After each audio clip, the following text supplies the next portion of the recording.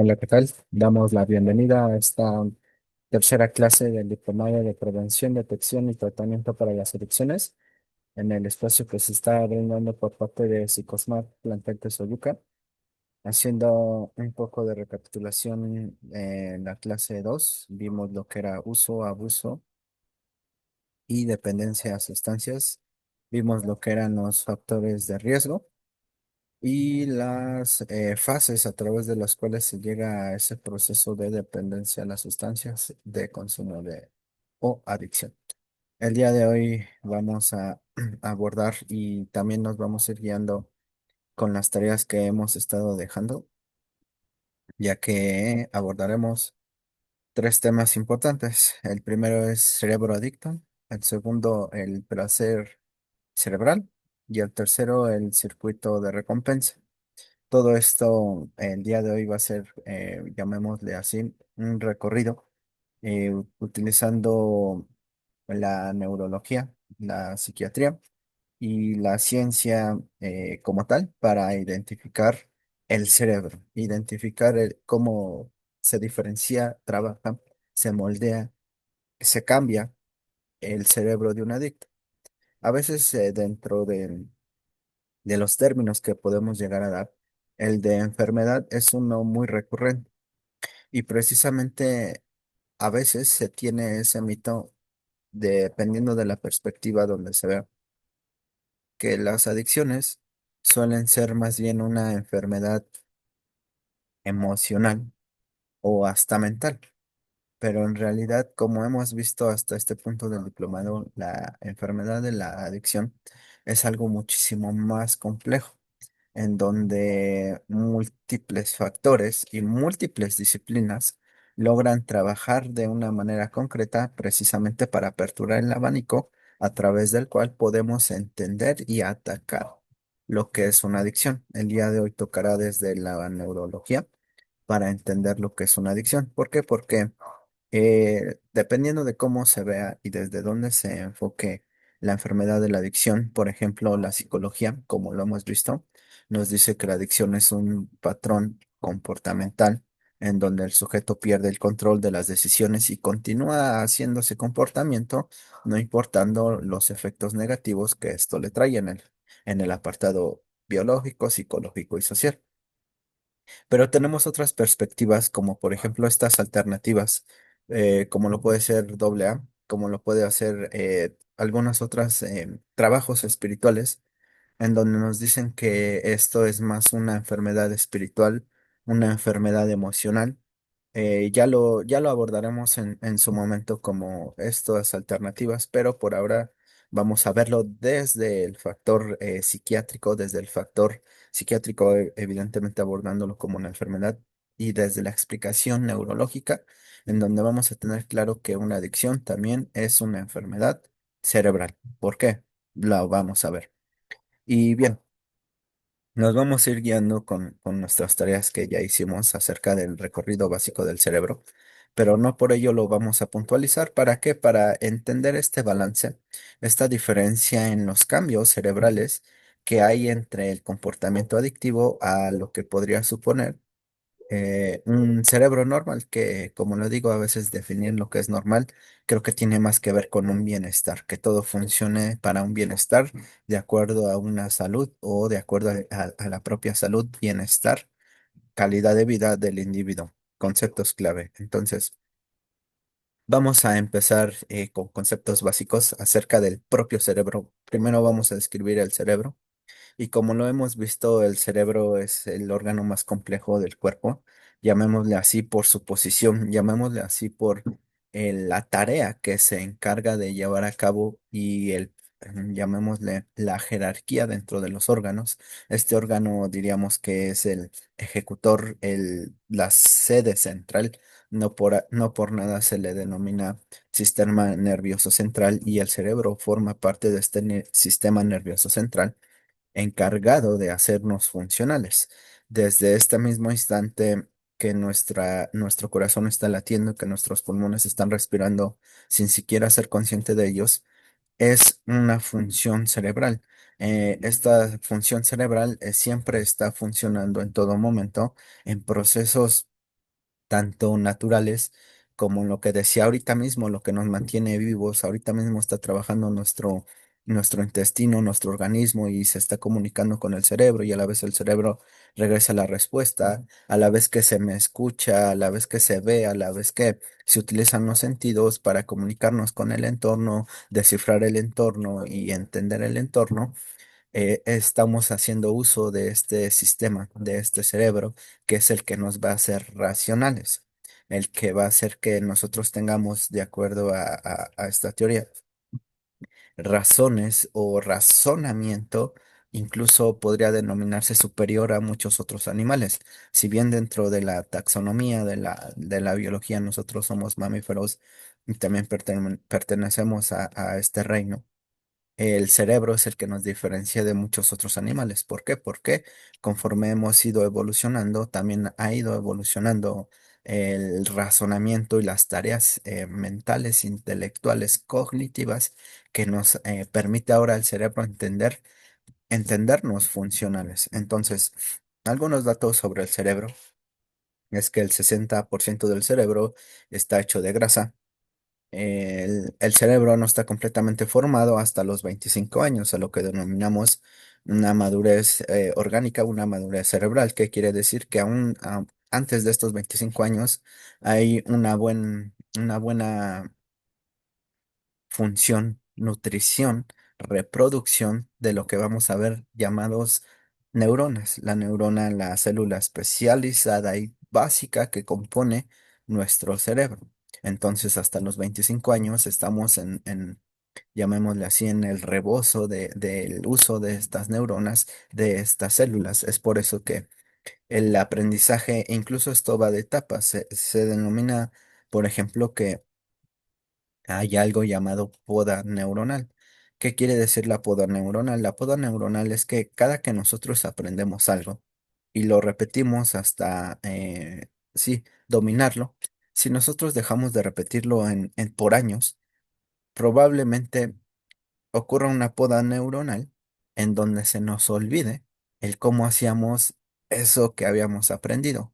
Normalmente la primer poda neuronal se da en la adolescencia, en donde lo que hayamos aprendido en la infancia y hayamos dejado de hacer y ahora querramos volver a hacer, por ejemplo, si yo de niño iba a natación hasta los 8 años, y de ahí no vuelvo a hacer uso de esto de la natación, sino hasta los 20 años, probablemente se me dificulte. ¿Por qué? Porque no se consolidó este aprendizaje y no se mantuvo.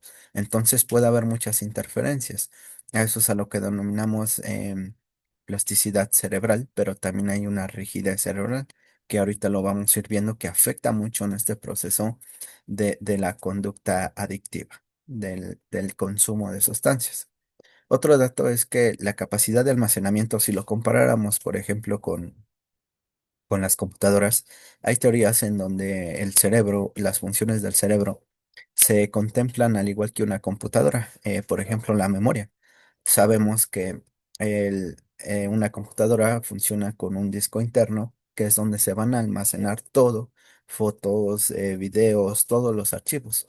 Pero a la vez también tiene una memoria RAM y esta memoria RAM no suele tener la misma capacidad que este disco duro. Entonces, nuestro cerebro funciona igual, pero se dice que nuestra capacidad de almacenamiento es ilimitada.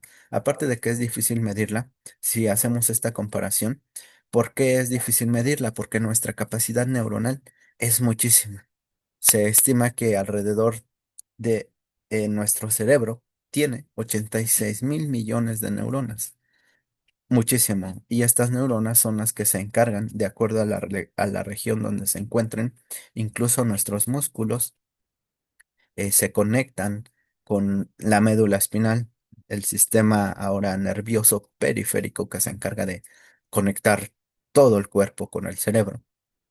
Está lleno de neuronas y cada neurona va a cumplir su función específica y cada neurona a la vez nos mantiene funcionales.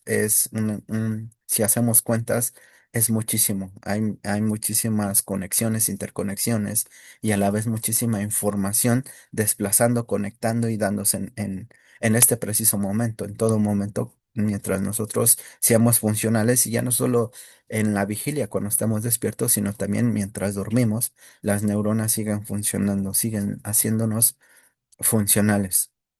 Eh, la información del cerebro viaja en una impresionante velocidad de 268 millas por hora, lo que quiere decir a 431 kilómetros por hora. Vamos a entender que el cerebro se comunica de dos formas. Una es a través de los neurotransmisores y otra es a través también de esta bioelectricidad rapidísima que conecta en este mismo instante mensajes.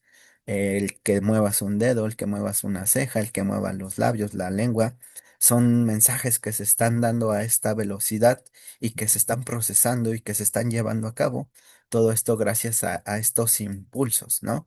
E incluso, como lo decía, la médula espinal es la principal fuente de comunicación entre el cuerpo y el cerebro, y esto se da a través de nuestra médula, que es la encargada de proteger estos nervios, estas conexiones que nos van a hacer que vayan desde el cerebro, desde sí, el sistema nervioso central, mejor dicho, hasta las puntas de los dedos de los pies, los nervios. Eh, el cerebro pesa alrededor, hablando de un cerebro maduro que pasó de los 25 años, alrededor de 1,36 kilómetros. Y si tomáramos el tejido cerebral del tamaño de un grano de arena, tenemos 100.000 neuronas y 10.000, no, 100.000 neuronas y 1.000 millones de sinapsis en este pequeño gramo de arena. O sea, así de importante es a veces las lesiones. ¿Por qué? Porque entendiendo ya el proceso de adicción, la adicción, al ser un químico externo, suele modificar, moldear y dañar grandes áreas y regiones de este tejido cerebral del cerebro. Entonces, imaginemos que el solo modificar un pequeño gramo, un pequeño centímetro de este tejido va a hacer que funcionalmente algo cambie de forma grande en nosotros, nuestro razonamiento, nosotros como seres humanos, si realmente existan problemáticas. Algo que yo suelo aconsejar cuando un paciente transiciona por un proceso de rehabilitación y llamémosle que estuvo en un proceso residencial en donde se le internó en una clínica de rehabilitación. Una de las primeras cosas que se hace después de pasar su internamiento, dependiendo del tiempo que estuvo interno, y entre menos tiempo estuvo, más lo recomiendo. ¿A qué me refiero? Primero es un examen de valoración médica en donde se vea que el paciente está saludable, que está orgánicamente en peso, en talla saludable. Y la otra cosa que yo suelo recomendar es un estudio neurológico, una revisión psiquiátrica, donde también se pueda valorar que el cerebro está sano, está en condiciones, o en todo caso, si hay una desintoxicación o si digamos que hay un bienestar durante este proceso de rehabilitación. Son dos cosas que yo recomiendo muchísimo a los pacientes cuando finalizan un proceso de rehabilitación: una valoración médica y una valoración psiquiátrica. Evidentemente, entendiendo que la psiquiatría no es para locos, sino es el médico especialista en el cerebro. Es el médico que conoce cada región y cada centímetro de las funciones de este cerebro. Por tanto, él será el especialista de saber si el cerebro está en óptimas condiciones o dónde tenemos alguna problemática. Y si tenemos alguna problemática, a través de la neuromoldeación de los psicofármacos, también llegar a esta rehabilitación de este moldeamiento de esta zona del cerebro. O sea, ni psicólogo ni psiquiatra son para locos, sino son parte de lo que consideramos el bienestar hacia una salud mental, hacia a una salud cerebral, como si lo fuera el dentista para los dientes, como si lo fuera el médico general para cualquier enfermedad que nosotros tenemos o llegamos a tener. Evidentemente es difícil hablar de un factor de riesgo, como lo mencionábamos la sesión anterior, que es la idea de la cultura de la salud, específicamente aquí en México. La salud es algo difícil para hablar en familia, en sociedad, y llevar un tratamiento a veces no es funcional. ¿Por qué? Porque si el médico me recomienda 8 pastillas cada tantas horas y a la cuarta yo ya me siento bien, a eso me basta como para yo suspender el tratamiento y decir que ya soy funcional, sin respetar que las dosis y los diagnósticos se tienen que dar en seguimiento incluso después de que se haya curado este malestar, cosa que a veces nos cuesta entender. Bien, el cerebro humano, como lo decía, con esta bioelectricidad genera 23 vatios de potencia, que es lo suficiente para encender una bombilla, uno de esos focos, ¿cómo se le llaman? Cuando no consumen mucha electricidad, estos focos ahorradores, nuestro cerebro hace esta cantidad de energía. Entonces, es más allá de ir por lo espiritual, donde decimos que somos energía, eh, sí, más bien somos bioenergía que nos hace activarnos y digamos que es esa pila que le da la energía al control para que éste funcione. Entonces, así de complejo es nuestro cerebro y así de importante es. Bien, ahora vamos a ver cómo se comunica el cerebro. Para empezar a entender algo básico, y es que cada que el paciente o cada que la persona consume sustancias, como lo menciono, estas sustancias siempre tienen el fin de llegar al cerebro. Algunas más rápidas, dependiendo de la vía, dependiendo de la dosis, cantidad, del metabolismo del organismo, de la persona, del químico mismo. Estas siempre van a llegar al cerebro. Entonces, todo químico que llega al cerebro controla los procesos del cuerpo. Y una vez que el químico llega al cerebro, este químico externo, esta intoxicación, va a empezar a modificar la forma en la que las neuronas funcionan. Y para entender la forma en la que las neuronas funcionan, es importantísimo. ¿Por qué? Porque mientras el paciente esté intoxicado, en su cerebro va a haber un proceso donde se den señales erróneas, en donde al cerebro se le den y al cuerpo se le den señales como fuera de lo normal, o señales peligrosas o señales anormales a lo que acostumbra, en donde esto lo ponemos de ejemplo con las alucinaciones, con el fenómeno de andar dopados, en donde a la neurona se le dio una señal errónea, pero éste la cumple. Es forzado a cumplir esa señal. El olvidarse del hambre, olvidarse del sueño, son mensajes que la sustancia está implantando porque está controlando todos estos procesos cerebrales y a la vez se están llevando a cabo. Entonces, la comunicación del cerebro entre neuronas va a ser un poco como nos comunicamos nosotros como personas. Es tan sencillo como quien da el mensaje se le llama emisor. Al mensaje se le va a llamar mensaje y este mensaje va en un código que el otro puede entender. Por tanto, a quien recibe el mensaje se le llama receptor. Pues con las neuronas es lo mismo. Estas llamamos una red de neuronas cuando hay más de una que se conecta, se interconectan entre sí. Hay neuronas y tenemos muchos tipos de neuronas. Y precisamente lo que caracteriza las redes neuronales son la cantidad y esos circuitos de conexión entre una y otra. Y estos circuitos de conexión entre una y otra, dependiendo de dónde se ubiquen, son los encargados de que nosotros llevemos la tarea específica. Ya sea que se centre en nuestra frente, en el área prefrontal, para ayudarnos a comprender un problema matemático, ya sea que se centren en el área occipital, para ayudarnos a pararnos, para ayudarnos a estirar la mano, para ayudarnos a usar los dedos. O sea, en estos procesos que nosotros entendemos del día al día, quiere decir que hay neuronas conectando y estas redes neuronales están siendo funcionales, ¿sí?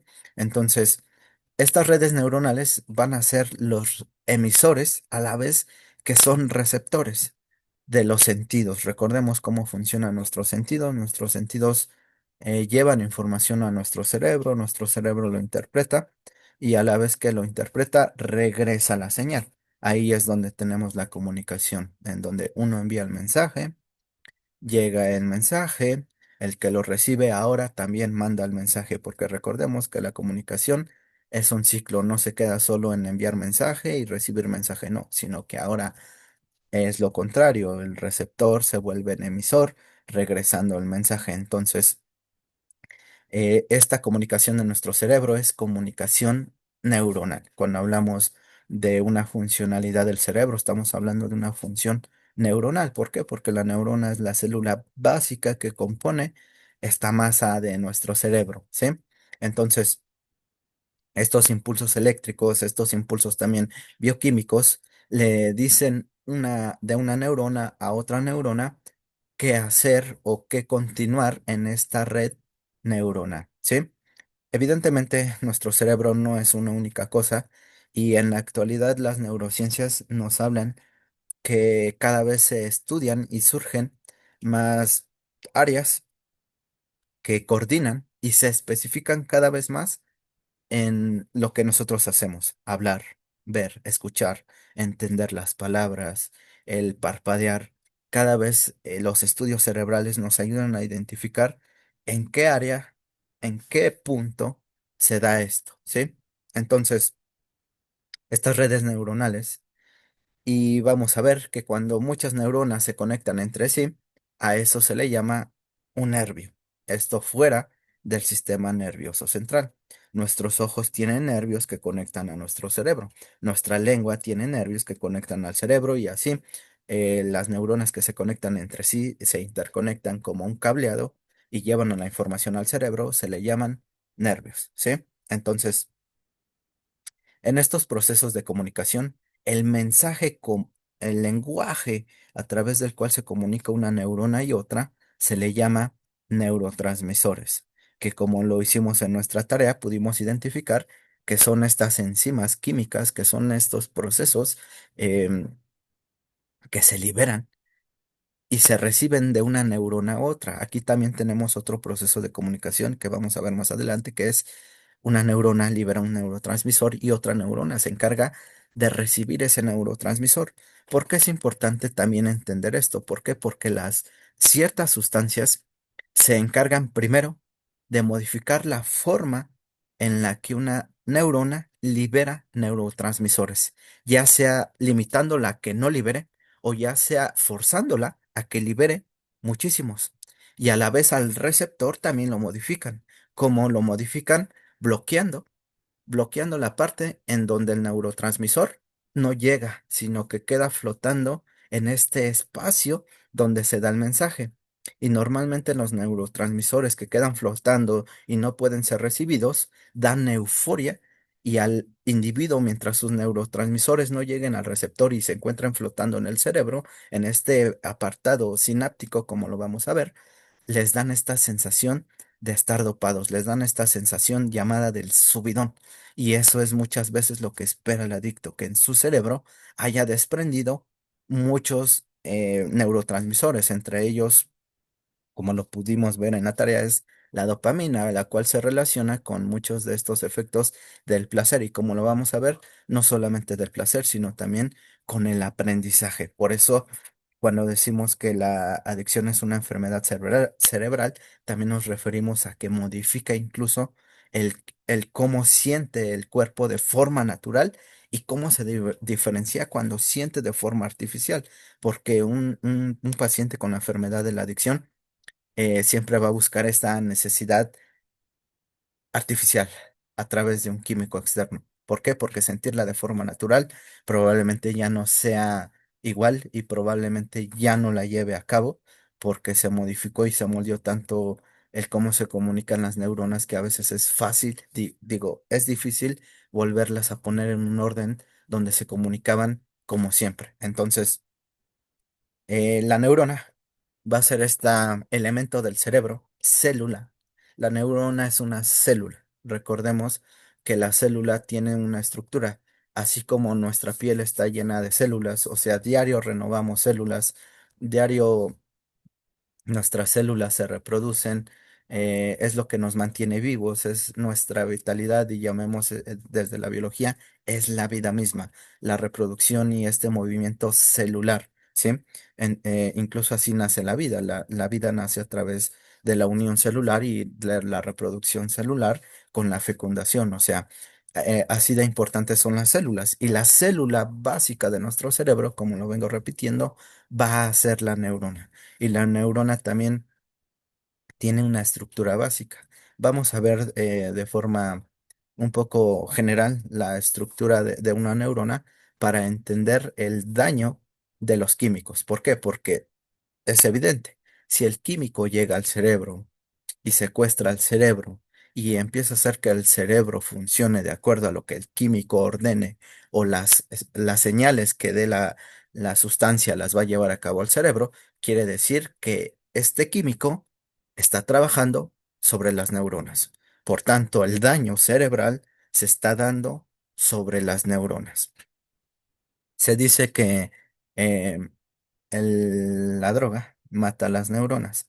Pero más allá de matar a las neuronas, hay drogas y dependiendo del tipo de sustancias, por ejemplo, las sintéticas tienen más este riesgo, no de matar neuronas, sino de quitarles la capacidad de que puedan reproducirse. Entonces, cuando una neurona pierde la capacidad tanto de reproducirse como de conectarse con las otras neuronas, esta neurona deja de ser funcional y dentro de nuestro mismo cerebro se empieza a secar. ¿Por qué? Porque es como una flor que se marchita.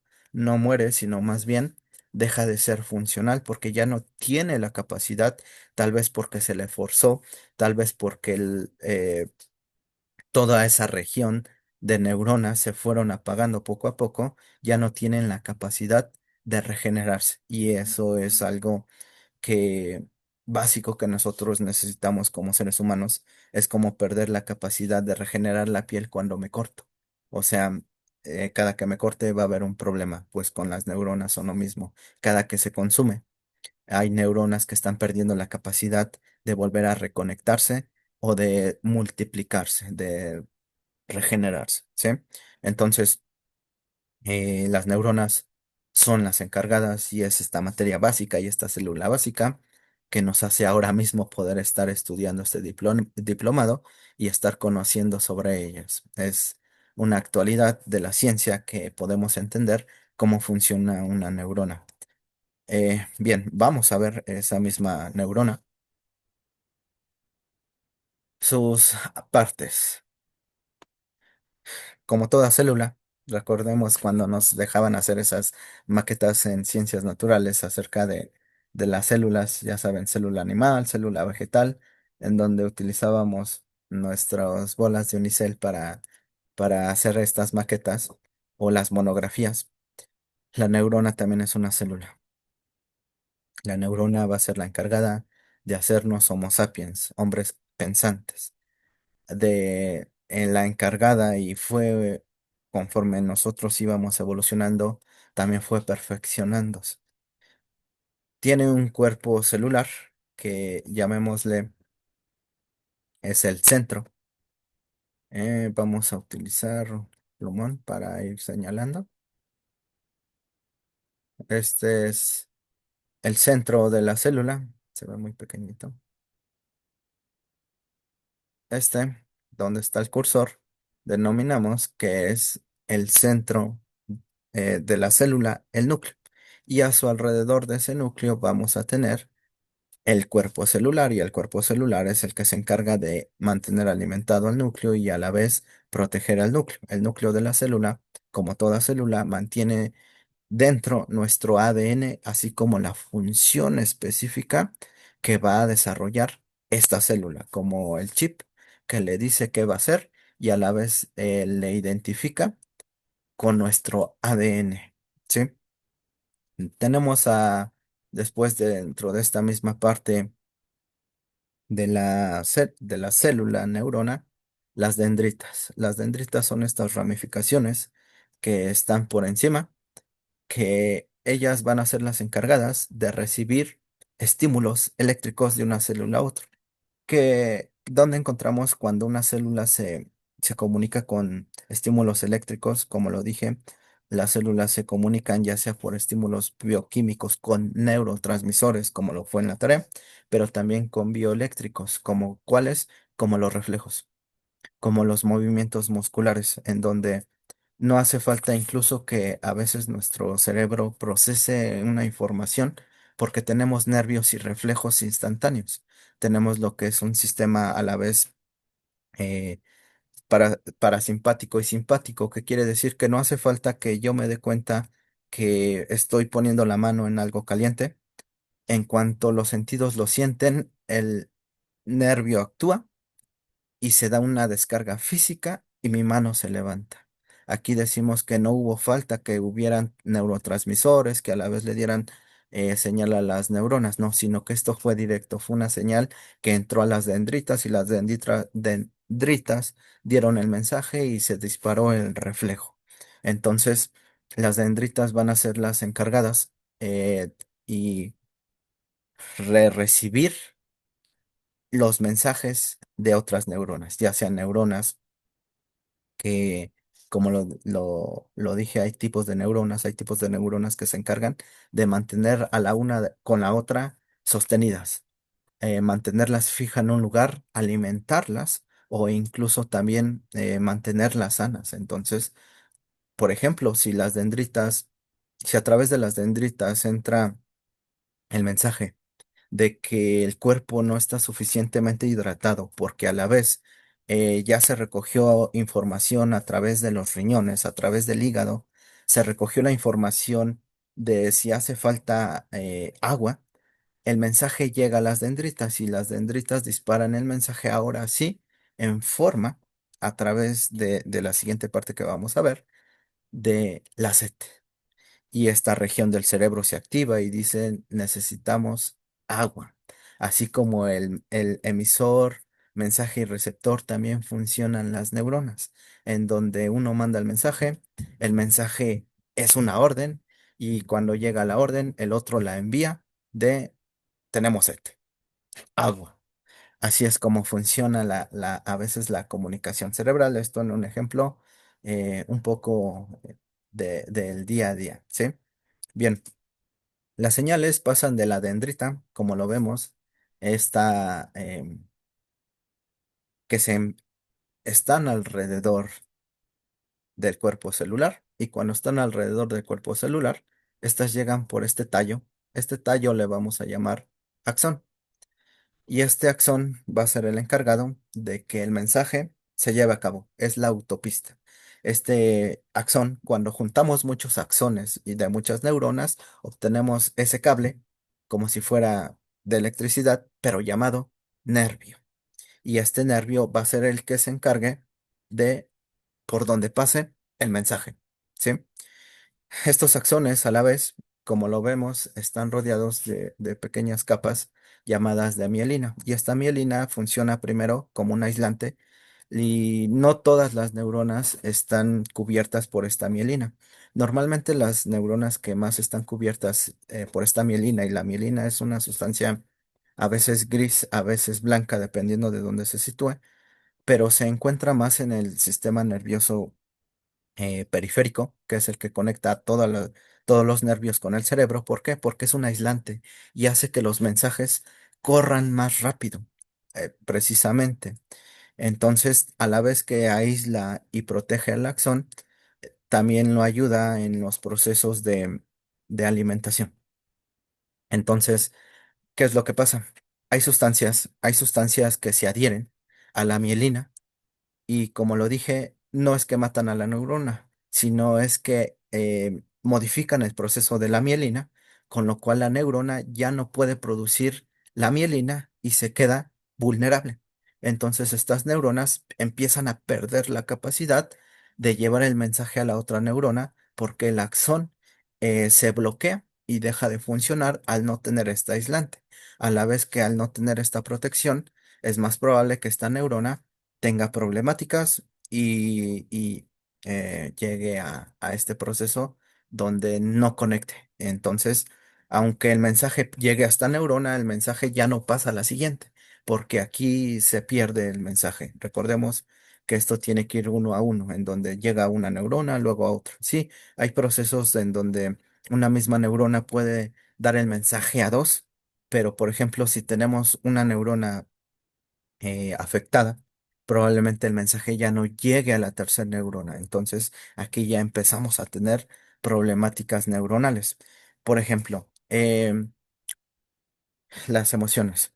Como lo vimos en la tarea, hay dentro del cerebro todo un, eh, llamémosle, organismos, a la vez partes del cerebro, regiones del cerebro encargadas de regular las emociones. Y una de las primeras cosas que modifican cerebralmente las sustancias sintéticas, los opiáceos, es modificar estas redes neuronales de las emociones.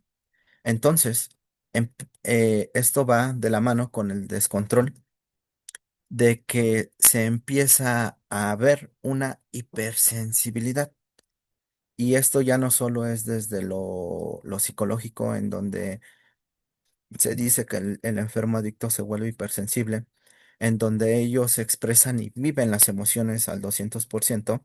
Claro, esto tiene su factor social, cultural, familiar, psicológico, pero también tienen este apartado biológico en donde probablemente las células, las neuronas o las regiones emocionales encargadas de regularle las emociones, no es que estén muertas, sino que están en un proceso todavía de moldeamiento.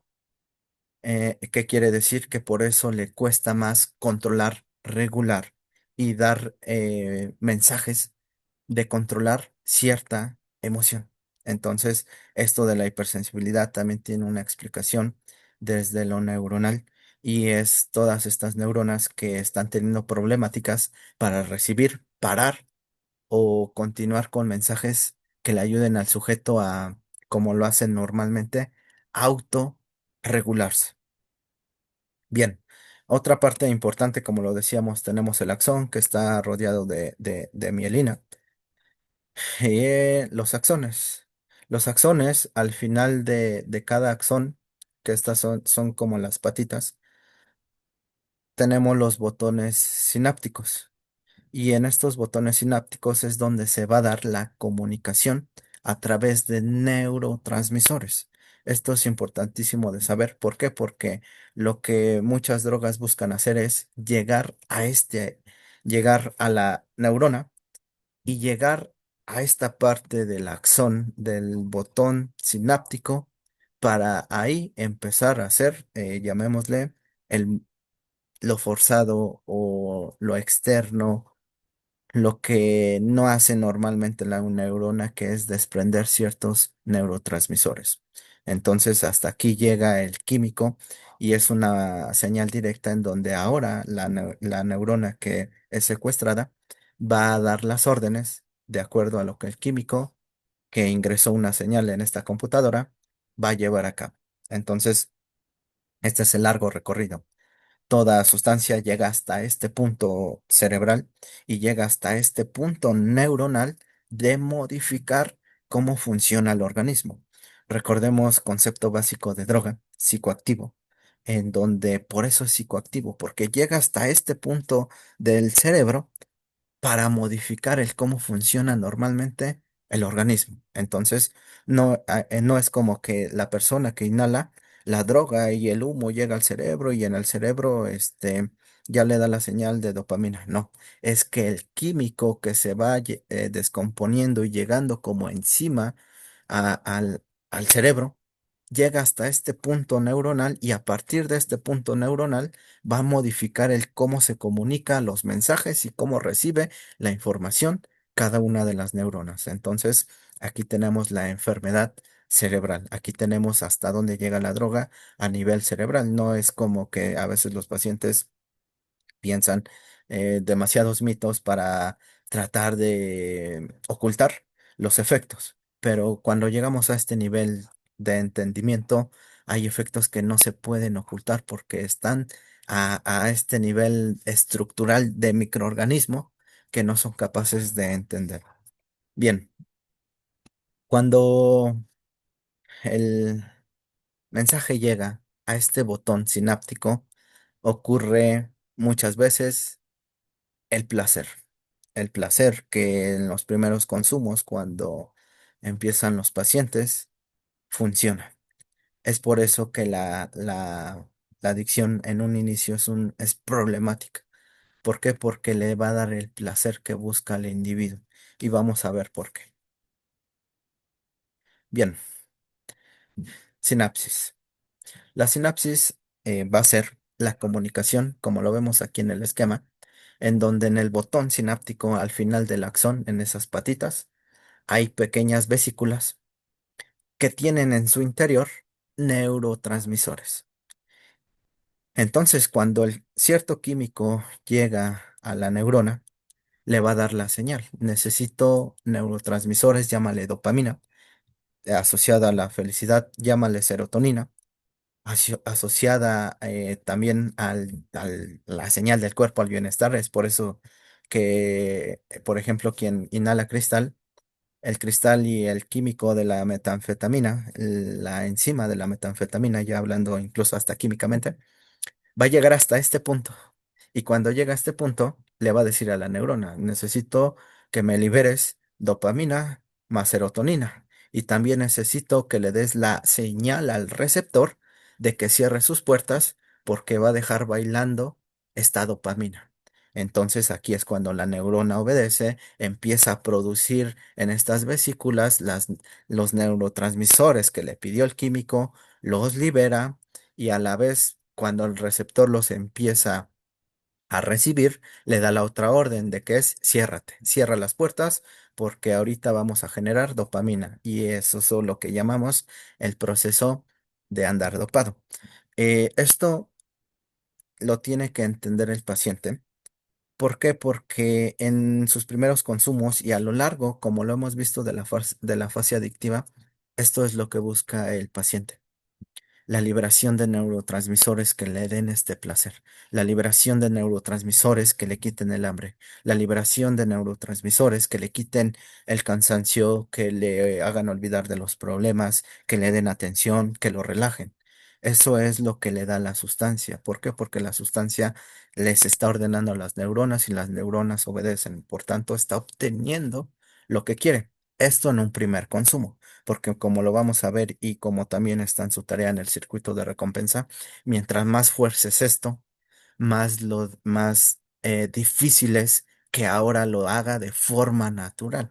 Entonces ahora esta comunicación siempre va a depender de la sustancia. Y algo que tienen que entender los pacientes es que lo que obtienen, la liberación de neurotransmisores que obtienen con una sustancia, jamás la van a poder encontrar de forma natural. ¿A qué me refiero?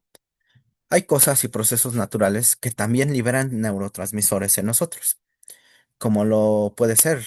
¿Qué libera dopamina en nosotros? Libera dopamina, por ejemplo, la alimentación, el comer. Hay ciertos alimentos que se encargan de liberar dopamina, como a veces lo es el chocolate, como lo puede ser proteínas, como también lo puede hacer incluso hasta un vaso de leche tibia libera este neurotransmisor de la dopamina. Actividades como es el ejercicio, son las relaciones sexuales, incluso el enamoramiento. El enamoramiento libera muchos neurotransmisores de la dopamina. Hay cosas naturales en nuestra vida que también liberan neurotransmisores, pero si ponemos una balanza, la cantidad de bolitas, como está en la imagen, que libera al, llamémosle, comer, y lo diferenciamos la cantidad de dopamina que libera, por ejemplo, una dosis de cocaína, no hay comparación. Se duplica. La cocaína, al ser un proceso forzado, libera el doble de dopamina que el comer. Entonces, esto suma al moldeamiento cerebral en donde el paciente, llamémosle, toca el cielo, toca el techo, y es un techo que de forma natural nosotros, aunque nos subamos a la feria y tratemos de ir a la feria cada día, no vamos a lograr de forma natural. ¿Por qué? Porque esto es artificial. Este tope que están liberando de neurotransmisores es artificial y es forzado. Entonces, el individuo en estos primeros consumos y en este proceso, cuando ya se consolida la fase de adicción, es lo que busca. Pero evidentemente, como sabemos, hay un proceso de tolerancia, este límite siempre va a aumentar para el paciente. Entonces, es necesario que el paciente entienda y empiece a hacerse la idea que el placer que obtenía en un primer momento con sustancias ya no lo va a poder volver a obtener porque a veces hacen ese proceso de intercambio del mecanismo de cambiar una cosa con otra con tal de obtener el placer. Eh, Cerebralmente ya no es posible ni es saludable. Entonces, incluso lo vamos a ver en una clase. ¿Por qué? Porque esto también se liga con la depresión.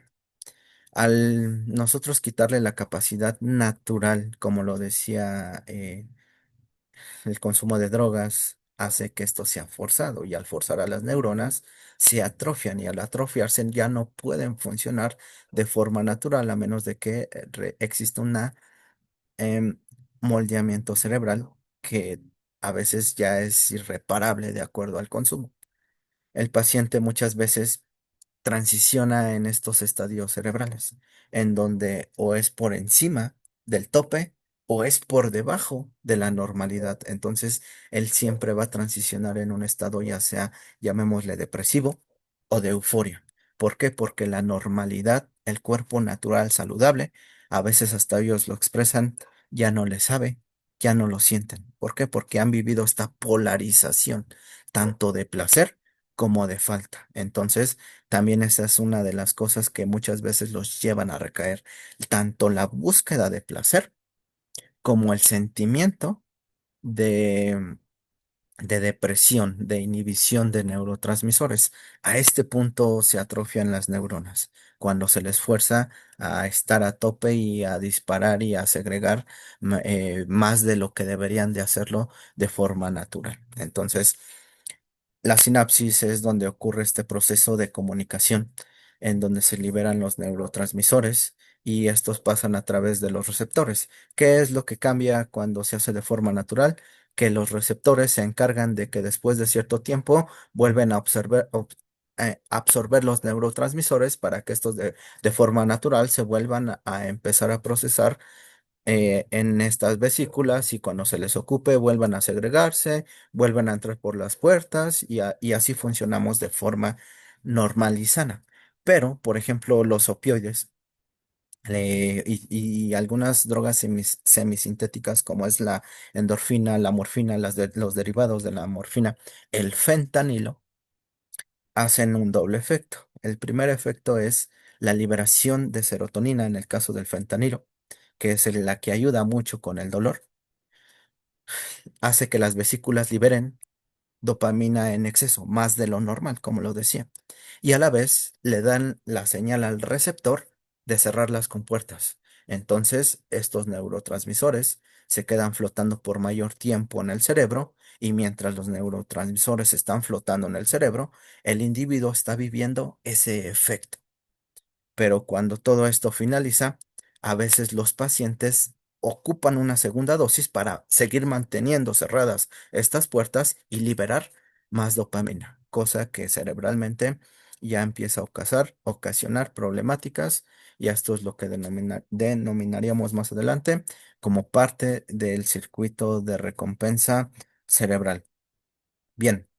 Como lo decía, uno de los grandes mitos en los usuarios es el que consumen porque no tienen fuerza de voluntad, pero ya entendiéndolo de forma cerebral, es una necesidad o es una red que se modifica y se moldea. Aquí hay un término que me gustaría hablar y es el de plasticidad cerebral y rigidez cerebral. Bien, plasticidad cerebral.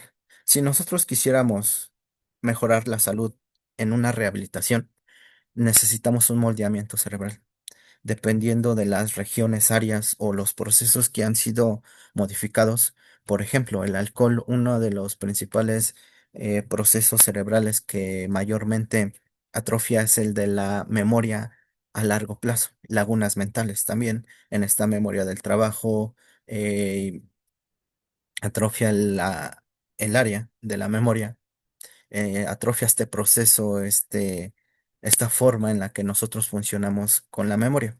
Si nosotros queremos hacer que el paciente a la vez de rehabilitarse empiece una neuroplasticidad para que pueda recuperar, mejorar o reconectar esta función de la memoria, tendríamos que ser específicos. Y evidentemente lo básico es se tiene que dejar de consumir. ¿Por qué? Porque creo que es hasta sentido común, ¿no? El de quieres mejorar cerebralmente, lo primero es deja de consumir, lo segundo es desintoxícate y la tercera es una valoración para entrar directamente de acuerdo a lo que necesitas. Entonces aquí nosotros podemos empezar a trabajar tal vez con este paciente procesos de memoria, ya sea con técnicas, herramientas, trabajos, tareas que vayan dirigidas a esa área específica. ¿Por qué? Porque el proceso de adicciones tiene que ser también específico al individuo. Como lo decía, si bien estos químicos se sitúan en ciertas regiones, el efecto y el daño es diferente para cada paciente. Entonces, parte de la valoración, ya si es exhaustiva, también es conocer si tenemos algún daño neuronal y a partir de este daño neuronal, trabajar esta neuroplasticidad. ¿Qué es la neuroplasticidad? La neuroplasticidad es la capacidad que tienen las neuronas de reconectar, crear nuevas conexiones, le llamamos el aprendizaje. Suponiendo, y ejemplos tenemos muchísimos de neuroplasticidad en donde tenemos pacientes que han tenido accidentes cerebrovasculares y quedan sin llamémosles, les es retirada una parte del cerebro, no por ello pierden la función totalmente cerebral, sino que las demás regiones hacen esta neuroplasticidad donde se encargan de crear conexiones para cubrir esas tareas pendientes. Esto es la neuroplasticidad, que es la creación de nuevas redes neuronales o el aprendizaje hacia el reconectar y crear nuevos procesos donde las neuronas se comunican entre sí. Esto es la plasticidad cerebral. La neuroplasticidad entonces sería la que nosotros ocupamos diario. Cada que aprendemos algo, estamos haciendo una neuroplasticidad. Eso a la par, si lo mantenemos y si el día de hoy yo aprendo un oficio y lo repito mañana y lo repito pasado mañana, empiezo a solidificar este aprendizaje. Entonces, neuroplasticidad es nuestro cerebro, cómo puede moldearse a las nuevas conexiones neuronales. Si yo quiero aprender a andar en bicicleta, voy a tener que hacer la tarea para que las neuronas empiecen a conectarse entre sí y en mi cabeza se solidifique un aprendizaje de cómo poner las manos, en qué posición pedalear, en qué velocidad ir, el de cómo prestar atención, el de mantener el equilibrio. Se empieza a solidificar en el cerebro mientras más se lleve a cabo esta tarea. Se está haciendo una neuroplasticidad. Pero el otro término es neurorrigidez. Y la neurorrigidez es lo contrario a la neuroplasticidad. La neurorrigidez es ya las conexiones y los aprendizajes que están solidificados y centrados en el cerebro empiezan a hacerse automáticos. Y esto lo vamos a traer al apartado de las adicciones. ¿Por qué? Porque los pacientes tienen un aprendizaje de las adicciones o de la sustancia misma, en donde llamémosle que la neurorrigidez es la respuesta ya almacenada, las neuronas que desprenden cuando está el mismo estímulo del exterior, del ambiente. Por ejemplo, si a mí durante años se me enseñó que 2 más 2 es 4, esa respuesta se almacenó, se aprendió y se solidificó y ahora es una parte rígida en el cerebro. Por tanto, cada vez que alguien me diga cuánto es 2 más 2, la respuesta es automática. 4. ¿Por qué? Porque esa región ya desprende en automático, ya sea porque utilizo la memoria o el razonamiento o X proceso, pero ya es una red de neuronas conectadas entre sí que ya está solidificada porque constantemente se les dio uso y se les estructuró. Entonces, con los pacientes adictos, ellos solidifican muchas conductas y muchos procesos que los llevan a la misma respuesta: consumo, placer, necesidad de químico externo, estrés, llamémosle, ¿no? La ecuación para ellos se solidificó de la misma manera. Estrés más consumo es igual a relajarme. Problemas emocionales más consumo es igual a relajarme.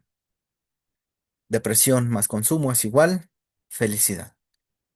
Ellos empiezan a crear esta neurorrigidez en donde su respuesta es la misma: consumo. Y se solidifica muchísimo más cuando hay un proceso interno de recompensa, de placer con la dopamina, con los neurotransmisores, y a la vez con un proceso externo al, em, a los estímulos y ambiente del individuo. Entonces es un doble proceso que ellos aprenden, solidifican, y es una fórmula que aprendieron en donde siempre van a querer dar la misma respuesta. Ante mismos problemas, misma respuesta. Entonces, una parte del proceso de rehabilitación, y ya entrando también por eso es necesario conocer esto de lo neuronal, es ayudarlos con esa neurorrigidez y aperturarlos a aprender, le llaman reaprender nuevas situaciones en donde 2 más 2 tal vez no sea 4. Vas a tener que buscar otras formas de responder ante la problemática para obtener resultados diferentes. No dejarse llevar por el camino de siempre, como les recomiendo ver el trabajo extra uno, donde nos habla de la impulsividad. Y si le tuviéramos que dar un nombre a este proceso de neurorrigidez, es la impulsividad, en donde mismo estímulo, misma respuesta, y el camino es el mismo de A a B y es rapidísimo. Hay pacientes que no lo entienden y hay psicólogos que no lo trabajan. Si quisiéramos trabajarlo desde lo neuronal, tenemos que identificar todas estas respuestas que ya han sido solidificadas al sujeto, una exploración mediante la entrevista de cuál consideras que es tu problema, y cuando llega tu problema, qué haces y cuáles son tus otras alternativas, y sobre todo irlo guiando a esas otras alternativas. ¿Por qué? Porque la tendencia a dar la misma respuesta, que es el consumo, ya está solidificada, ya es un camino directo, y más que un camino directo, fue algo que hicieron recurrentemente. Entonces, la respuesta ya está almacenada. Por tanto, el camino directo a esa respuesta es más probable que llegue a que el individuo se pare a moldear otras respuestas. Por tanto, hay veces que los procesos de rehabilitación van más allá de la desintoxicación, y también van a través de un reaprendizaje neuronal, si lo queremos ver ya desde este apartado, como lo estamos planteando el día de hoy, que es la neurociencia y el cerebro, ¿sí? O sea, no es que, como lo dice el mito, no es que el paciente no tenga la voluntad, es que esa respuesta ya está solidificada y rígida en el cerebro, por tanto, es aprendida para él, e incluso cubre una función específica en su entorno. Por tanto, cuando se vuelva a encontrar en la misma situación, lo primero que va a querer hacer es soltar y hacer uso de estas mismas redes neuronales, dando la misma respuesta, ¿sí? Ok, bien. Sinapsis. Ahora vamos con algunas generalidades acerca de el cerebro adicto. Y para diferenciar el cerebro adicto, vamos a hablar que un cerebro normal, no sé si existe el término de normalidad, porque es todo un debate, pero nos adecuaremos a el cerebro que tiene, llamémosle, la enfermedad de la adicción, en comparación de un cerebro que no tiene la enfermedad de la adicción, ¿sí? O sea, el cerebro adicto en comparación con un cerebro que está funcionando de forma natural, sin la necesidad de un químico externo artificial que modifica el cómo funciona, ¿vale? Entonces, las drogas son sustancias químicas que actúan en el cerebro, llegando al sistema nervioso de comunicación, y ya vimos que qué tan específico llegan a ese proceso de comunicación, en donde hasta las neuronas mismas, que son lo que nos hacen ser funcionales, e interfieren de manera que estas neuronas envían, reciben, procesan la información, dando órdenes forzando procesos, dando órdenes engañosas. De ahí se explica el delirio y de ahí también se pueden explicar varios trastornos desde lo neuronal, como lo puede ser trastornos psicóticos como la esquizofrenia, en donde tal vez el sujeto en este consumo ha atrofiado estas redes neuronales que lo comunican con la realidad.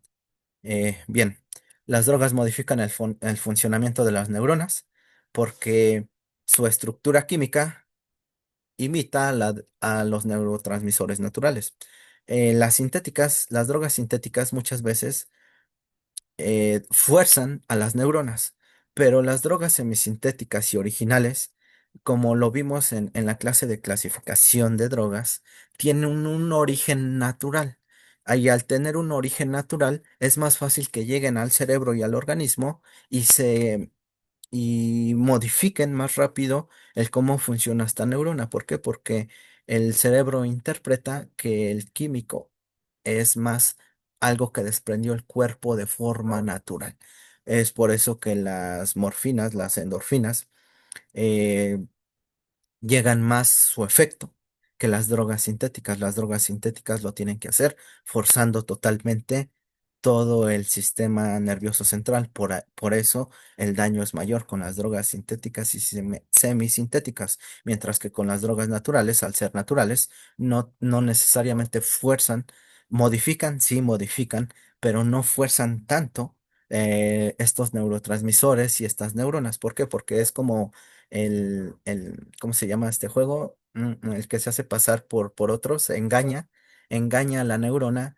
¿Por qué? Porque la estructura química es similar que al comer, similar que a ciertos alimentos, ciertas proteínas, es similar. Entonces la neurona no se ve tan forzada, sino se ve engañada, que a la vez hace lo mismo, que es modificar las señales que envía esta neurona, ¿sí? Esto también lo encontramos en opiáceos. Bien, esta similitud entre la estructura, como lo dije, engaña a los receptores y permite que las drogas se adhieran y activen las células nerviosas. Las drogas invaden el sistema de gratificación, inundando el circuito con dopamina. Esta dopamina va a ser este neurotransmisor que, junto con otros, regula emociones, motiva la conducta, el comportamiento del individuo y los sentimientos de placer. Cuando este sistema se estimula una y otra vez, produce efectos de euforia que se buscan alcanzar con el abuso de drogas. Esto explica el consumo repetitivo por búsqueda de placer en un primer momento, porque cuando ya se consolida la fase de la adicción, y el proceso de tolerancia, es difícil que el individuo llegue a este primer proceso. Por tanto, fuerza más lo cerebral, por lo cual hay más daño y al forzar más, quiere decir que va a desprender menos, por eso va aumentando la dosis y a este aumento de dosis recuerden que le llamamos proceso de tolerancia. Y este proceso de tolerancia, cuando el individuo no lo lleva a cabo, llega al síndrome de abstinencia, que ahora es este cerebro y estas neuronas pidiéndole esta respuesta que ya solidificó. Esto llamamos un circuito también de adicción a través de la gratificación del placer y de la comunicación engañosa o forzada, ya modifica el cerebro. Va más allá de lo emocional, va más allá de incluso lo psicológico, sino que esto va acompañado, tiene que ir de la mano. Son los dos pies que se necesitan para funcionar de forma óptima en un proceso de rehabilitación. Bien, ok. Los cambios en la estructura y el funcionamiento del cerebro son inevitables a partir de esta repetición, ¿sí? Consolidación, como les decía, se hace una neuroplasticidad primero porque se aprende, pero después al repetirse constantemente se solidifica y la respuesta o la comunicación ya es solidificada, ya es rígida. Por tanto, el sujeto no puede pensar otras respuestas porque siempre da la misma respuesta que ya está almacenada, ¿sale? Cuando el cerebro se da cuenta que recibe grandes eh, oleadas de dopamina y otros neurotransmisores de forma natural, produce menos dopamina y disminuye el número de receptores que reciben y transmiten las señales. Es evidente. Es evidente que si las vesículas las forzamos, estas gradualmente se van cerrando. Y si se van cerrando, producen menos dopamina. Y si se produce menos dopamina, las puertas también a la vez que se cerraban, se modifican. Entonces aquí tenemos un daño cerebral. Y al cerrar tanto vesículas como compuertas, esta neurona junto con otras y todo este sistema va a hacer que haya menos dopamina, lo que les decía. En un primer momento el paciente adicto pasa de estar en el cielo de placer a donde naturalmente y cerebralmente ya no va a poder desprender ni siquiera un apartado normal de neurotransmisores, sino que va a estar ahora hasta por debajo de lo que normalmente hacía. Es por eso que a veces los pacientes cuando dejan de consumir y tratan de llevar su vida normal, lo que hacían normalmente o lo que alguien haría normalmente para sentirse bien, a ellos ya no les hace sentir bien, porque por más que lo hagan cerebralmente, ya no desprenden la misma dopamina. A este punto fuerzan la maquinaria, fuerzan las neuronas que por más que lo quieran llevarse su vida saludable o llevarse su vida bien, ya tratando de hacer las cosas bien, ya no obtienen la misma sensación. ¿Por qué? Porque ya no desprenden la misma dopamina. Y ahí es cuando él empieza a dar el bajón y se dan cuenta de que aunque lleve una vida bien, no me siento bien. Y empieza este sentimiento depresivo en donde dicen, bueno, sé cómo sentirme bien y si me siento en el suelo, quiero ir al cielo. Nunca una mediación, porque la mediación ya no es algo que les produce siquiera bienestar, ¿sale? Esto, claro, dependiendo también de el consumo, del nivel de consumo y la sustancia, pero es algo que también nosotros a través de la neuroplasticidad tenemos que ir nivelando en el individuo, que haya una desintoxicación cerebral y una conciencia acerca de esto. ¿Por qué? Porque a veces los pacientes no entienden esto y salen pensando que llevando todo normalmente se van a sentir como antes. Y esa es una falsa idea, el de tratar de ser los que eran antes. No, ya no, ya es difícil. ¿Por qué? Porque ya hubo todo este moldeamiento, ya hubo todo este proceso de enfermedad. Entonces, regresar a hacer las mismas cosas que los hacían sentir antes, probablemente ya no les den esa misma gratificación. Por tanto, o aperturamos el abanico o empezamos a reconectar estas neuronas reproduciendo nuevas respuestas. ¿Sí? Bien, esas son algunas características que diferencian al cerebro adicto. Vamos con el circuito de recompensa.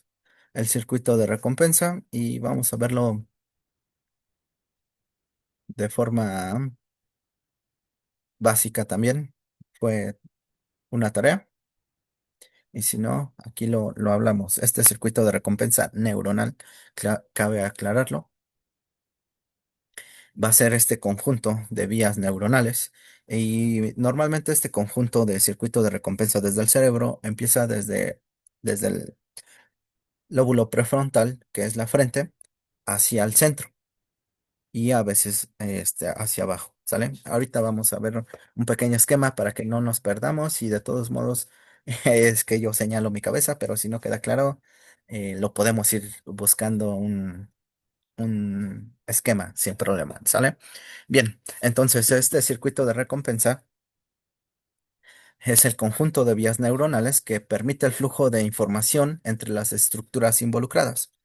Las neuronas dopaminérgicas, perdón, se me traba un poco la lengua, y el área ventral tegmental. Estas neuronas, hay neuronas específicas que en las vesículas se encargan de segregar más dopamina que otros neurotransmisores. A estos llamemos que estas neuronas están especificadas en liberar dopamina. Y hay ciertas regiones del cerebro que tienen estas neuronas específicas. Y el área ventral tegmental va a ser esta área del cerebro que tenga el mayor número de estas neuronas especializadas en liberar dopamina, ¿sale? Para que vayamos identificándolo un poquito. Entonces, esta área tegmental ATV, vamos a llamarla para que no se me complique tanto, a la vez se comunica con un núcleo llamado accumbens. La amígdala, el hipocampo y la corteza prefrontal y pálido ventral. Cada uno de estos sistemas tiene proyecciones superpuestas al núcleo accumbens, donde todo se integra bajo la influencia moduladora de la dopamina. A esto le vamos a llamar el circuito dopaminergético. ¿Qué quiere decir? Que el núcleo accumbens, el ATV, la amígdala, el hipocampo y a la vez la corteza prefrontal van a ser los cinco encargados de darle placer al individuo y va a ser el camino que recorra la dopamina para llegar a ese punto donde hace sentir bien al individuo. ¿Qué quiere decir? Que son como los foquitos del árbol de Navidad que cada uno se va encendiendo y a la vez que se enciende, cuando los cinco están encendidos, hacen sentir bien al individuo. Entonces pasa de uno a otro y a la vez el otro conecta con el otro y estos se van prendiendo y cuando los cinco están prendidos, el sujeto está en euforia. El sujeto quiere decir que a través de estos cinco circuitos ya está desfilando dopamina. Entonces, el individuo está recibiendo placer. ¿Qué quiere decir? Que este circuito de recompensa lo mantiene sintiendo placer. ¿Sale? Y aunque no lo crean, este circuito de recompensa, aparte de activarse con el consumo de sustancias, también se activa con muchas otras cosas como lo vengo diciendo.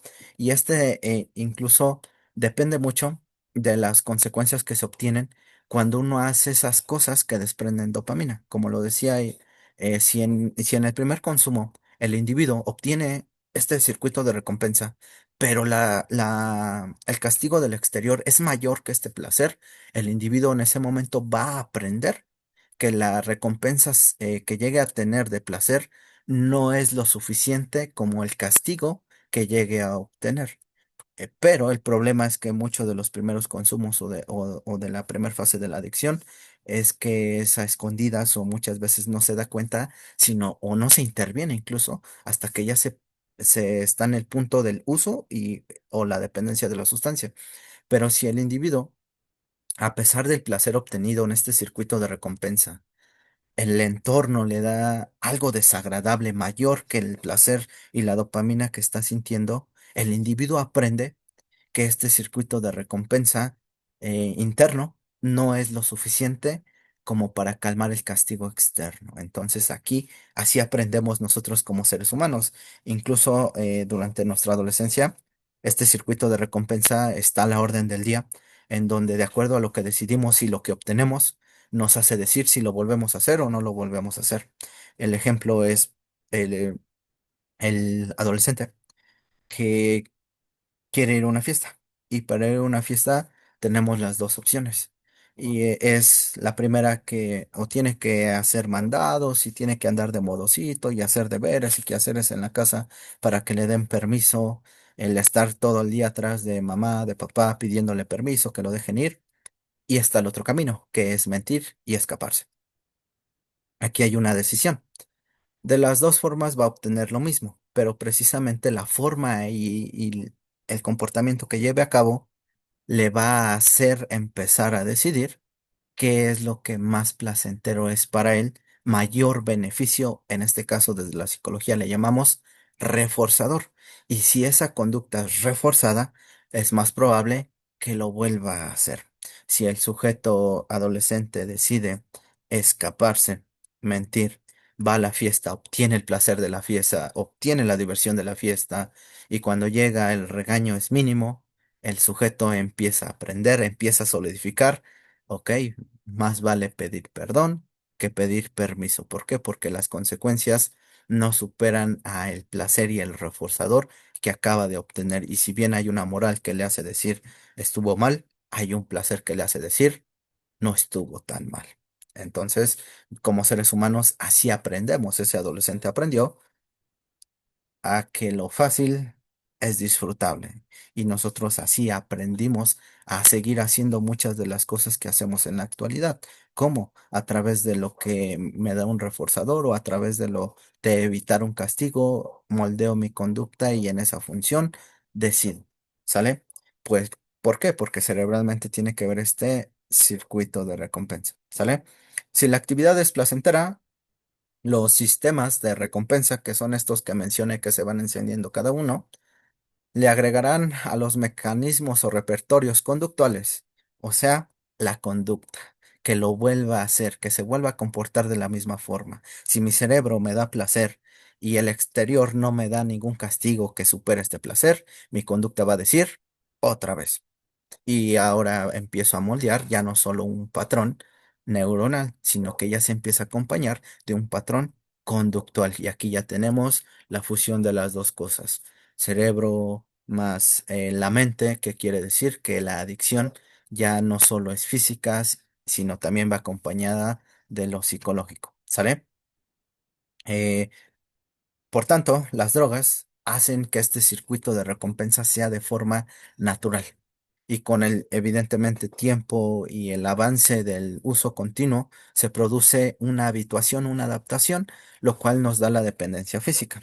Yo me acostumbro y quien consume se empieza a acostumbrar, perdón, como ya lo dije, a la sensación del subidón de la euforia, pero físicamente ya no es posible volverlo a hacer misma cantidad, mismo efecto, sino que estaba aumentando por un proceso de adaptación física y un proceso de adaptación y de, como lo vimos, comunicación cerebral, en donde naturalmente esto tiene que ir aumentando porque se empieza un moldeamiento cerebral, un moldeamiento físico y moldeamiento psicológico. ¿Sí? Bien, el circuito de gratificación se vuelve cada vez más limitado y disminuye. ¿Qué quiere decir? Que de las cinco cosas que en un principio se empezaban a aprender para tener todo el placer, empieza a costar cada vez más encender a cada uno. Por tanto, el sujeto aumenta la dosis, combina sustancias, hasta a veces al grado de llegar a la sobredosis, con tal de que estos cinco focos que me hacían sentir bien se activen. ¿Por qué? Porque estos cinco focos, al forzarlos y hacerlo de forma continuada, ya se vuelven más difíciles de prender, por tanto, más difícil de sentir ese placer. A esto, como lo vimos en los conceptos básicos, se le llama tolerancia. Bien, vamos con el siguiente apartado. El esquema del circuito de recompensa, como les decía, empieza desde la parte prefrontal, la corteza frontal, que es la encargada de ayudarnos de forma, llamémosle, racional, más estructurada, más incluso moral, de planificar la toma de decisiones de acuerdo a lo que podríamos considerar bien o lo que está mal. De aquí pasa a este núcleo de accumbens, a este ATV y a también el prosencefálico medial, que es también el encargado a la vez de controlar muchas de los procesos básicos que nos mantienen vivos, como el corazón, como el dormir, como el descansar, como el apetito. Como lo pudimos ver también en nuestra tarea, vean y guíanse con su tarea del cerebro triuno, es parte del proceso encéfalo. Esta parte más primitiva también es modificada. Es por ello que mientras el consumo y mientras esté la dopamina, no da hambre, no da sueño, no dan ganas de descansar, e incluso hay sustancias que inhiben la sexualidad, inhiben las necesidades básicas y aumentan esa actividad en el sistema también am, de protección de nuestro organismo. Y por último llega la amígdala y en la amígdala tenemos que es la encargada de controlar emociones, efectos condicionados y la amígdala también es un punto importante para aprender nueva información.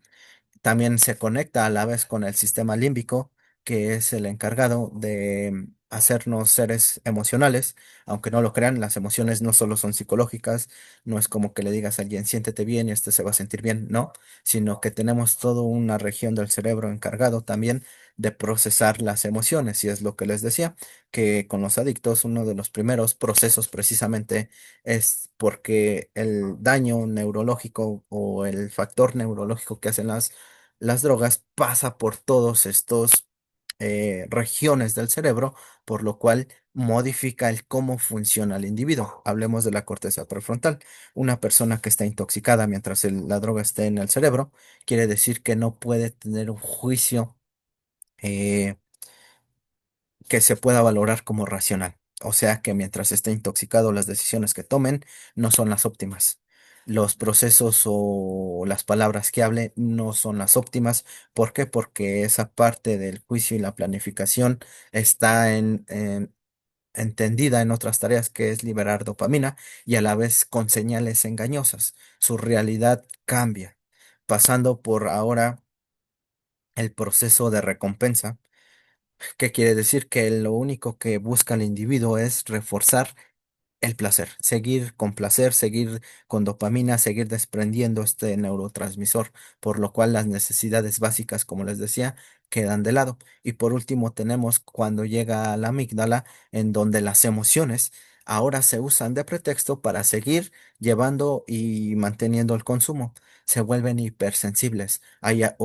O el otro extremo, o hipersensibles, o hay aplanamiento emocional en donde no sienten emociones. ¿Y esto por qué? ¿Por qué? Porque es el circuito de recompensa que está enfocado más bien está dando señales anormales durante todo este proceso, mientras se centra solo en darle placer al individuo. ¿Sale? Bien, otras características del circuito de recompensa es que las personas que mayor desarrollado tienen la alteración y este circuito o uso de circuito de gratificación. Circuito de gratificación o circuito de recompensa es lo mismo, son estos esquemas y son estas estructuras cerebrales que nos dan dopamina y a la vez se comunican entre sí para darnos ese proceso de sentir el placer, ¿sale? Cuando se utiliza mucho este sistema de recompensa, evidentemente atrofia. Y no es que solo se atrofie este circuito de recompensa, sino también los otros apartados a través de los cuales se conectaban estos, ¿sí? ¿Por qué? Porque el cuerpo tolera, se acostumbra y empieza a causar cada vez que el circuito de recompensa no está activo, es cuando también se desprende lo conocido como el síndrome de abstinencia. Y el síndrome de abstinencia es esta señal cerebral de, sí, del cerebro mandándole la señal al cuerpo de que active y mantenga activado el circuito de recompensa. Así como en los riñones, el hígado mandan la señal al cerebro de que hace falta hidratación y le da la señal de sed, así como el intestino se encarga de identificar qué tanta proteína, qué tanta energía junto con los músculos hay para darle la señal al cerebro de que necesita energía, el apetito. Pues cuando no hay sustancia y el cuerpo se acostumbró tanto al placer, el cerebro se encarga de darle una señal al cuerpo de que consuma, en lo cual se traduce en el síndrome de abstinencia.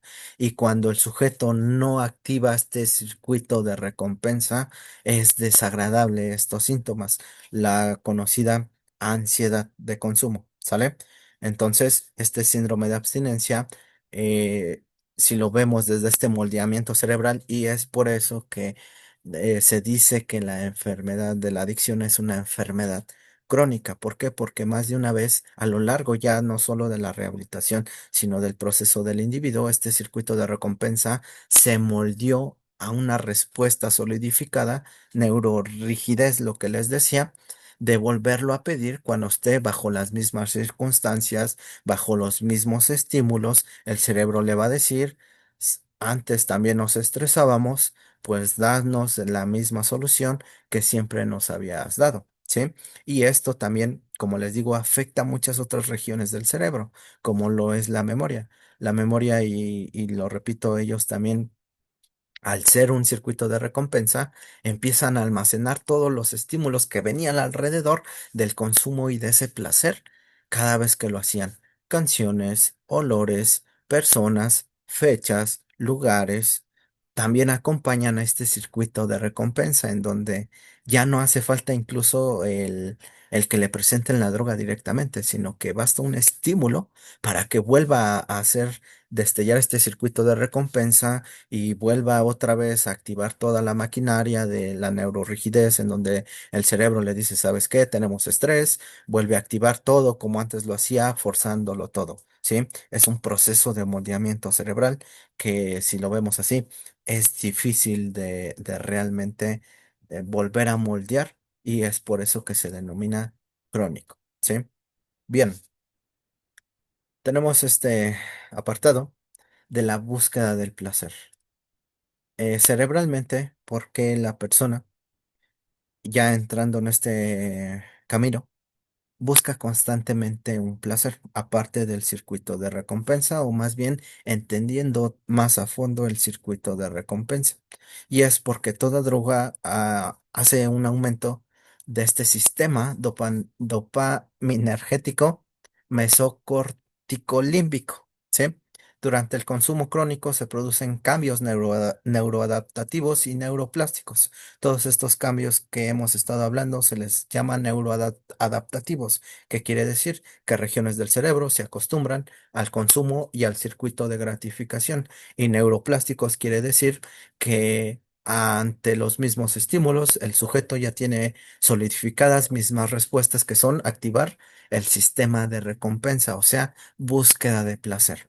¿Sale? Es algo muchísimo grande, si nos damos cuenta, en donde ya no solo se trata de trabajar los factores de riesgo psicológicos, individuales, familiares o sociales que veíamos, sino también se trata de entender una salud mental, cerebral del individuo. ¿Qué quiere decir? Necesitamos darles lo denominado psicoinformación acerca de cómo está funcionando su cerebro, acerca de la necesidad de que entiendan los síntomas y las respuestas ante los mismos situaciones. ¿Por qué? Porque se van a enfrentar a mismas situaciones. Lo que se busca es la apertura a diferentes soluciones, pero la que ya está solidificada a veces siempre es la más fácil, y eso es una gran tendencia a la recaída, ¿sale? Entonces a eso nos referimos con que estos cambios son neuroadaptativos, porque modifica desde, como ya lo vimos, la forma más básica de cómo se comunican las neuronas, y es neuroplástico porque crea un nuevo aprendizaje a la vez que lo solidifica, y eso es difícil de cambiar, ¿sí? Bien, otro punto del por qué se busca el placer en este proceso de adicción es que la dopamina facilita el aprendizaje relacionado con la recompensa. Durante el consumo crónico, los estímulos ambientales relacionados en tiempo y espacio con la droga pueden convertirse en estímulos condicionados, que más tarde por sí solos pueden desencadenar el deseo del consumo. Como ya lo decía, hay una memoria de consumo. Y esta memoria de consumo, cada vez que se presente el mismo estímulo, va a querer activar nuevamente el circuito de recompensa o de placer. Y a veces los individuos no identifican lo que disparadores, le llamo yo disparadores, que hacen que nuevamente el cerebro les pueda volver a pedir esta dopamina. ¿Por qué? Porque mientras se lleva el circuito de recompensa, como ya lo dije, se solidifica como un aprendizaje. ¿El aprendizaje de qué? De buscar placer, de buscar sentirse bien, de buscar desprender los neurotransmisores de la dopamina. Y a veces esto incluso lo podemos ver con los tiempos, ¿no? El ejemplo del paciente que me dice, es que es noviembre, y precisamente no sé por qué razón estoy sintiendo tanta ansiedad. Ya me llegó el craving, ya me llegaron sueños de consumo, ya me llegó la sensación, el olor, incluso no tenía nada alrededor.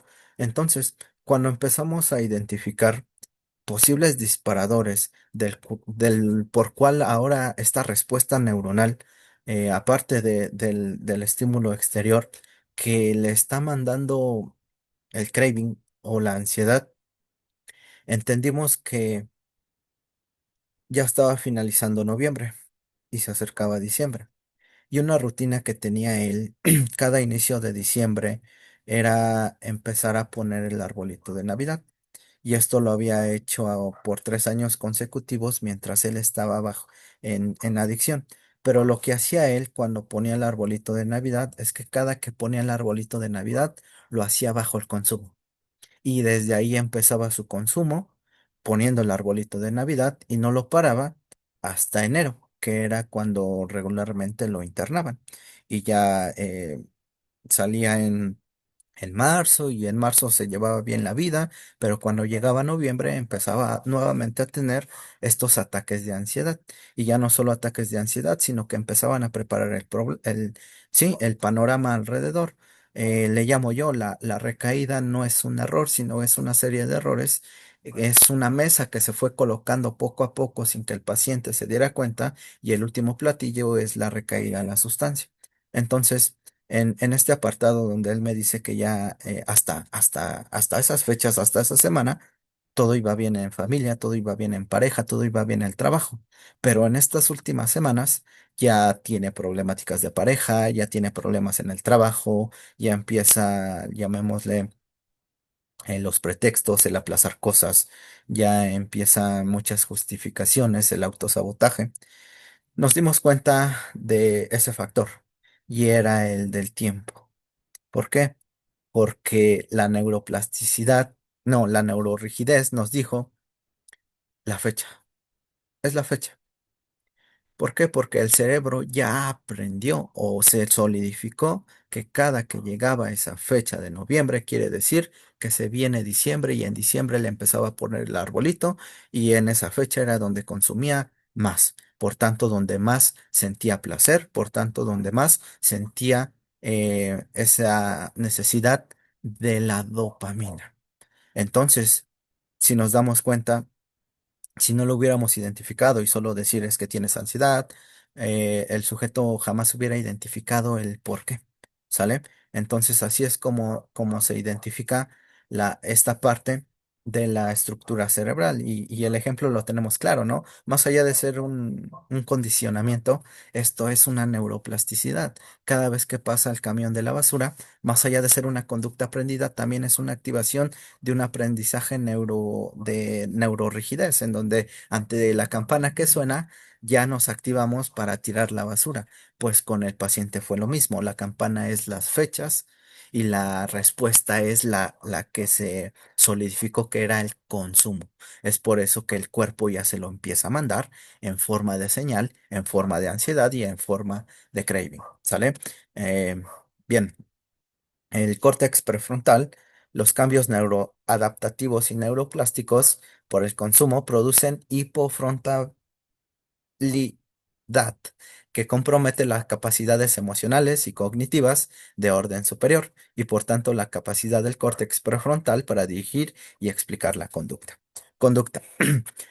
Probablemente en alguna clase vamos a tener que explicar lo que es la conducta, pero ahorita solo lo obviaremos como el comportamiento observable o como la respuesta del organismo ante su exterior, ¿sí? Que quiere decir que la parte prefrontal, el córtex es corteza.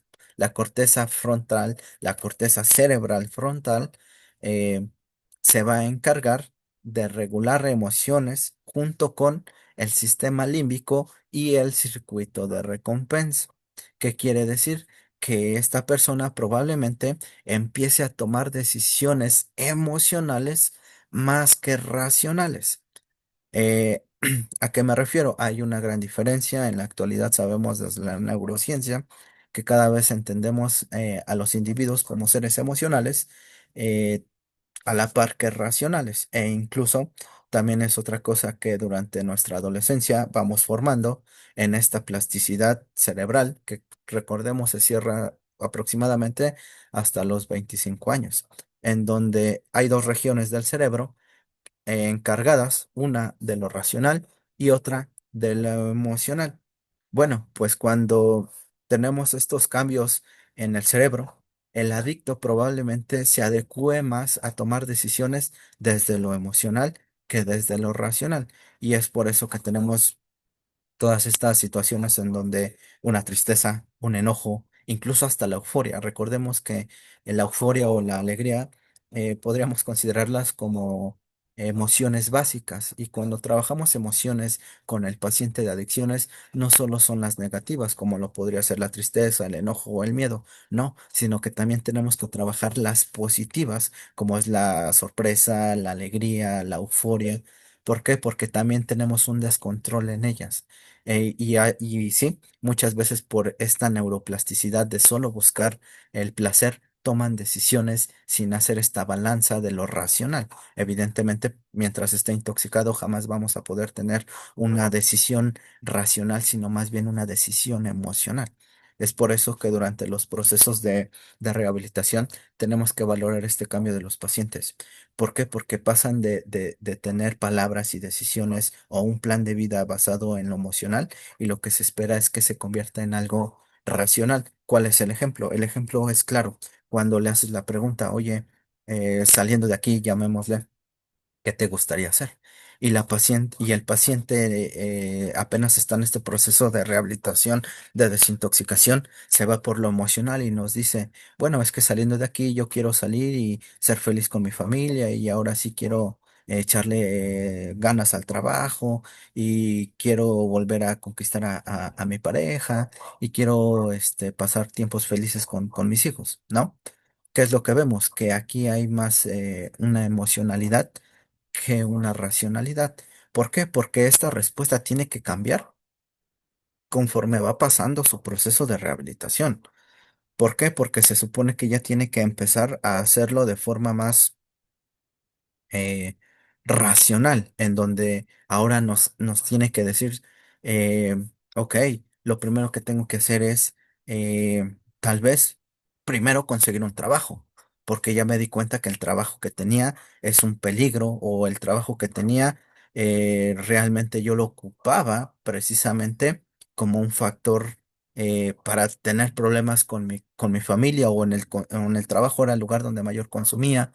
Empieza a pensar de forma más racional el plan. Otra diferencia clara, ¿no? La persona que recién llega y está con esta neuroadaptación, donde se le comprende más emocional y dice, una de las primeras cosas que yo quiero hacer saliendo es ir con mis hijos al parque, comprarles un helado y disfrutar. Eso es emocional. En cambio, la persona que empieza a transicionar y equilibrar esta parte también es racional, empieza a comprender que no todo es de quiero, no todo es de color de rosa, y empieza a decir, pues saliendo de aquí no tengo trabajo, no tengo dinero, y tal vez las primeras 2 semanas no voy a tener trabajo ni dinero, no tengo para un helado. Es más, mis hijos están peleados conmigo, no me he reconciliado con ellos, entonces tal vez no saliendo de aquí, sino a 2 meses, si es que realmente encuentro un trabajo. Y también lo del trabajo está así y así, porque he trabajado de esto o no tengo este trabajo.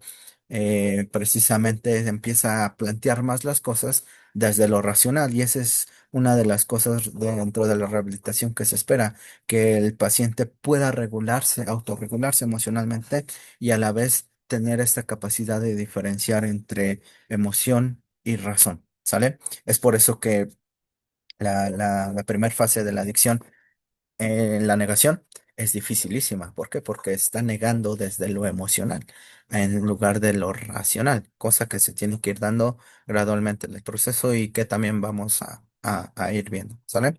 Y por último, en esta búsqueda de placer, el consumo de drogas es una conducta dirigida a un objeto, que es eso, búsqueda de placer.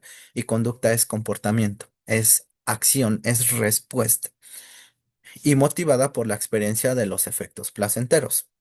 Con el consumo crónico, buscar y tomar la droga se convierte en la conducta habitual, la conducta aprendida. La fórmula 2 más 2 es igual a felicidad. Consumo más problemas igual a felicidad. Entonces, mi comportamiento se empieza a girar solo en torno a felicidad. ¿Y cómo obtengo la felicidad?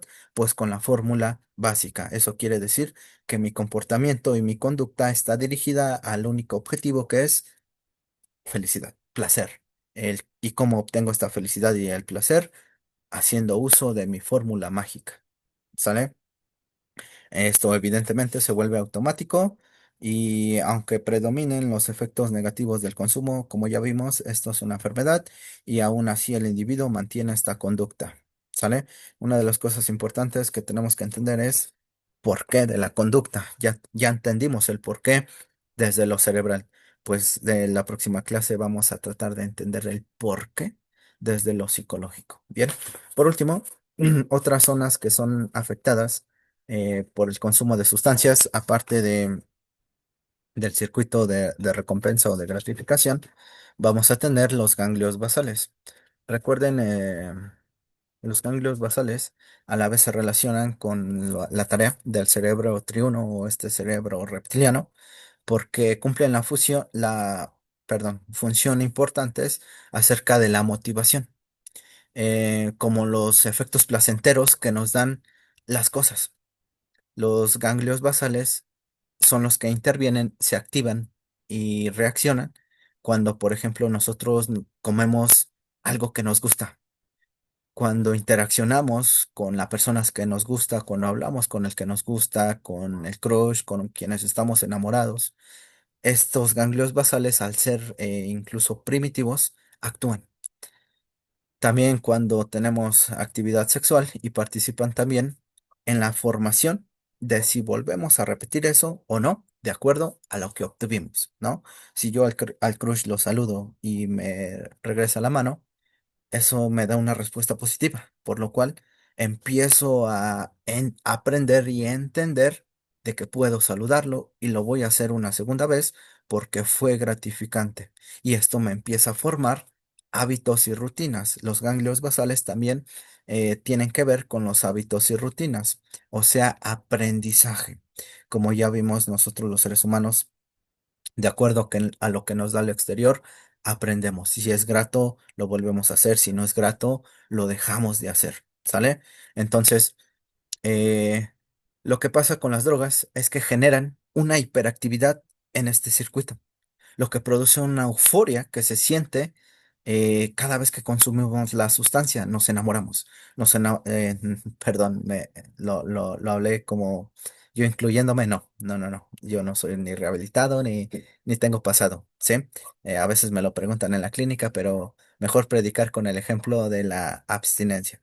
Entonces, ellos obtienen esta hiperactividad de los ganglios basales, en donde es más fácil que los estímulos que obtienen mientras están en esa euforia los guarden. Es por eso que la canción que escuchaban mientras estaban en, en esa euforia se guarde con ese sentimiento y cada vez que se le escuche se vuelvan a activar los ganglios basales y el sujeto ahora, como lo decíamos en la diapositiva anterior, su conducta va a ser dirigida a complementar esa rutina y ese hábito que es escuchar canción más sustancia, ¿sí? Entonces, esto hace que el circuito se busque repetir gratificación y la sensibilidad de los ganglios basales disminuya. ¿Por qué? Porque ahora va a estar a la búsqueda de nuevas conductas, nuevas recompensas, perdón, que sean placenteras, lo cual hace que sea más difícil conforme se va estimulando más sentir placer. ¿Por qué? Porque supongamos este ejemplo que traigo, ¿no? La primera vez que consumió, lo consumió estando triste y obtuvo felicidad. La segunda vez que trató de hacer lo mismo, ya no obtuvo la misma felicidad. ¿Por qué? Porque la euforia de la primera vez se empieza a costar alcanzarla la segunda vez. Entonces se empieza a crear un hábito de la búsqueda de esa hiperactividad de la primera vez. Formación de un hábito. Tiene que ser voluntario. ¿Sí? Después tenemos otras zonas afectadas, como lo es la amígdala, en este caso la amígdala extendida. Esta amígdala cumple funciones de las sensaciones, también se relaciona con el sistema límbico y las emociones, pero en específico también tiene que ver con situaciones estresantes como la ansiedad, la irritabilidad y la inquietud, eh, los cuales se activan precisamente con la abstinencia. Entonces, Cuando los ganglios basales activan esta hiperactividad y a la segunda vez ya no hay misma hiperactividad, le dan la mensaje a la amígdala de que no está funcionando. Entonces la amígdala se activa y empieza a mandar estas señales de irritabilidad, de ansiedad y de inquietud. En el síndrome de abstinencia tenemos a la amígdala funcionando. Tenemos a la amígdala mandando el mensaje al individuo para que su conducta lo lleve a alivianarla, por así decirlo, ¿sale? Entonces, a medida que aumenta el consumo de droga, este circuito se vuelve más sensible. Con el tiempo, la persona empieza a estar cada vez más vulnerable al síndrome de abstinencia, en donde si no no logra y concreta ese circuito de recompensa con la euforia, empieza ahora a obtener malestar cada vez más rápido. Estas otras zonas precisamente las presento. ¿Por qué? Porque se empiezan a hacer sensibles. Se empiezan a hacer sensibles al circuito de recompensa y dependen del circuito de recompensa para mantener el comportamiento y la rutina del sujeto. Por lo tanto, mantener en la misma señal y misma orden al cerebro. Y por último tenemos la corteza prefrontal, que dirige la capacidad de pensar, planificar, resolver problemas, tomar decisiones y controlar los impulsos. Como lo decía, la compulsión y la impulsión es algo más emocional que racional. ¿Por qué? Porque ya es una respuesta solidificada que el sujeto lleva a cabo de forma directa, inmediata y con rapidez.